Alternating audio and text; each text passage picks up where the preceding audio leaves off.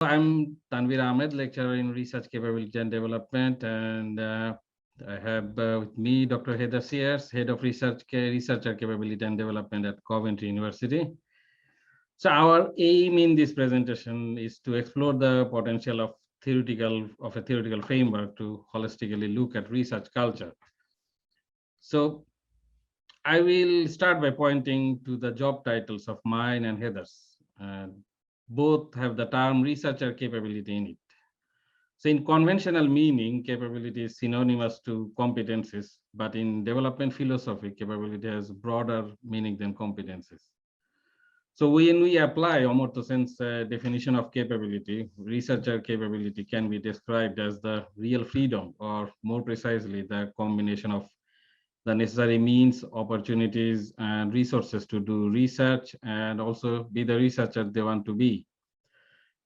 So in our understanding, this broadens the focus of researcher development because it includes in the conversation the possibility that two people with similar skill sets, resources, can have completely different outcomes and different states of well-being given the difference in their experience of the culture they are in. So a broad definition of researcher capability is relevant to what we are presenting today. So according to the Royal Society, research culture encompasses the behaviors, the values, attitudes, and norms of research communities. And different elements of the research culture have different levels of impact on how researchers convert the skills, resources, and opportunities to valuable outcomes and states of well-being. And the concept of FEAT can help to holistically analyze these components of culture. And FEAT comes from organizational studies and research on staff behavior and effectiveness. And FEAT means the compatibility between people and the organization. It is the alignment between individual values and social structure, culture, and those of an institution. The alignment of FEAT is both supplementary and complementary in nature. Supplementary means the similarity of characteristics and values between people and organization. Complementary means the optimum match of supply and demand. Institutions need research outputs, and researchers have the capability to produce that. And researchers need resources, which the institutions can supply. So basically, research shows that sense of FEAT or compatibility influences people's well-being, productivity, and creativity, and staff retention. The reason is that people subjectively judge their work environment and the culture, and this judgment influences how they act and interact in that culture and environment. So to analyze the research culture, we need to focus on the factors which influence researchers' experiences and assessment of the values and characteristics of that culture. So these can be brought under some broad FEAT subdimensions. Researcher and research environment FEAT, research in environment, which is basically the condition created by the institutions, which help researchers' personal development and production of high quality research. Then researcher and vocation FEAT, which is about the alignment between the individual and their job role. Lastly, the researcher and motivation FEAT, which is about the alignment with the motivating factors of research. So although these subdimensions appear in a sequence, there is no inherent order with regards to importance of the components. They are all linked in different ways. So first, I will talk about researcher and research environment FEAT. In FEAT concept, the factors which affect the sense of alignment are called antecedents. These are not only the availability of certain conditions, but also about how individuals see the compatibility with themselves. For example, clear institutional research goal and strategy help researchers to judge the compatibility with their personal values and goals, and it helps to see how they fit in the bigger picture and how they can contribute to it, because it informs their individual research strategy and goals. They feel valued when they are being recognized for their efforts and contributions. The overall sense of alignment helps to develop researcher identity as well, which is linked to the well-being and effectiveness as researcher. Identity works at different levels, such as disciplinary, personal, professional, and social levels. For example, professional identity.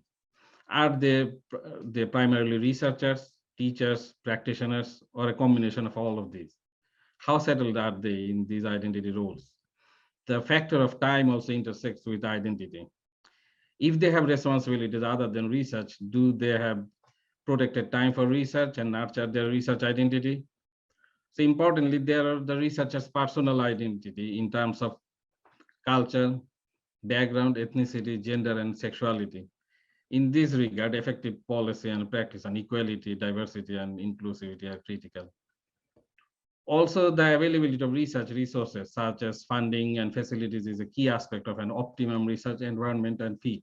Access to resources are linked to the relationships with research team, research community, and research leaders, because access may require negotiation, and effective communication is key to these relationships.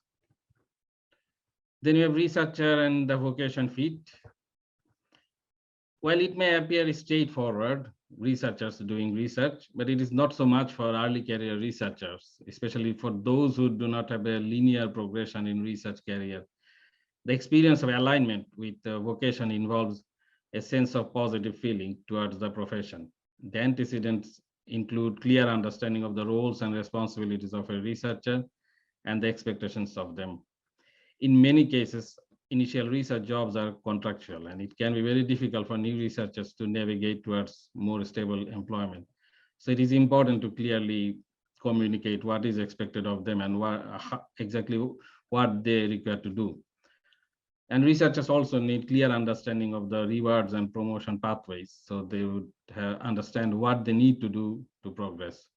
And appropriate support and development opportunities can help them to act effectively in their roles. Now, lastly, we have the researcher motivation fit. Motivation is the driving force which encourages researchers to carry on with their work, even in the face of adverse conditions. The most influential motivator is the internal self-concept motivation, which is linked to researchers' own standards of research, research integrity, their competencies, and values. And the awareness of these helps researchers to demonstrate behaviors which are aligned to their own value system. The second most influential motivational factor is goal internalization, which is basically the alignment between researchers' own goals and values and that of the institutions. That's why it's important to have clear institutional research strategy. Then there's the intrinsic motivation, which is related to the sense of enjoyment and fun from doing research. Then it's the external self-concept motivation, which is about the expectations and validation from others in immediate work context and community. Lastly, we have instrumental motivation, which are tangible outcomes like reward, pay, and promotions. The interesting thing is that external self-concept motivation and instrumental motivation, the level of influence of these motivational factors are higher for early career researchers or young researchers, given that their newness in their roles. Anyway, in terms of effective alignment with antecedents, it leads to positive outcomes. For example, a positive alignment with institutional research strategy and goal can inform individual research strategies. And good relationship with the research community, sense of inclusion and support helps to create a good work environment, which ultimately leads to the well-being of researchers. And with vocation fit, a good understanding of the roles and expectation and support to act in those roles lead to effective engagement with research. And alignment with motivational factors can sustain the optimum level of motivation and interest for researchers. The expectation is that optimum level of fit in these sub-dimensions will lead to researchers' effectiveness, productivity, and ultimately their state of well-being. And a negative fit or a misfit can lead to researchers dropping out of leaving their roles, poor quality research, poor quality research integrity, and a lot of other negative outcomes. So anyway, this is from me, so I will hand over to Heather. I can lay no claim to this work. This is all Tanvir's own work, but he has asked me then to say to sort of just think through on a very quick way what this actually means for us as research development. So what we're looking at is it's a way of examining the whole research culture holistically. And I think that's the way we are starting to go in research development, because the first thing that struck me when I looked at the antecedents was, and I presume it struck people like Karen immediately as well, they're all in the concordat, aren't they? They're all basically, those antecedents are the concordat, which really shouldn't be a surprise to us. But I think what this framework gives us is just something to hang everything together and think, as it says there, holistic examination. It puts researcher capability at the centre of what we do.